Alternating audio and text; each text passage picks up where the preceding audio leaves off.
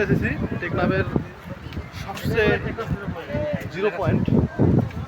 আমরা সবাই এসেছি দেখার উদ্দেশ্যে।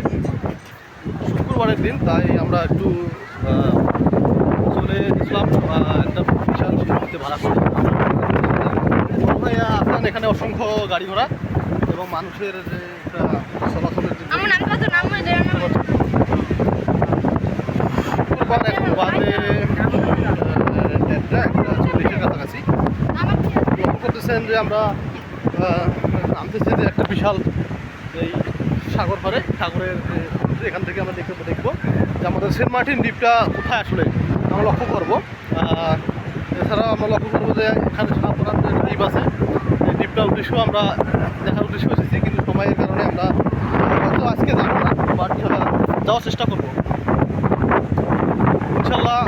আমরা কিছুক্ষণের মধ্যে চলে আসি পানির এখানে সাগরের ঢেউগুলো আসতেছে, বিশাল বিশাল ঢেউ। এই ঢেউগুলোকে আমরা লক্ষ্য করে চলে আসবো।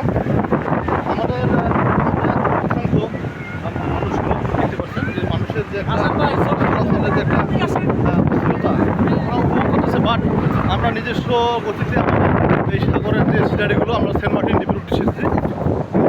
আপনারা আমাদের এই আজকের এই ভিডিও থাকবেন এবং দেখবেন যে আপনারা তো আসতে পারবেন না জানি, তা আমরা আসবো এই দেখার জন্য। আমার ভাই সে এনজয় করতেছে, হাত মিলিয়ে এনজয় করতেছে, বুঝতে পারতেছে যে আপনার সাগরের যে একটা প্রাকৃতিক দৃশ্য অথবা সাগরের যে একটা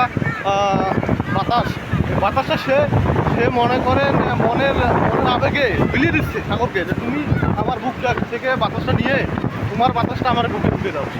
আমি সেটা অনুভব করতেছি।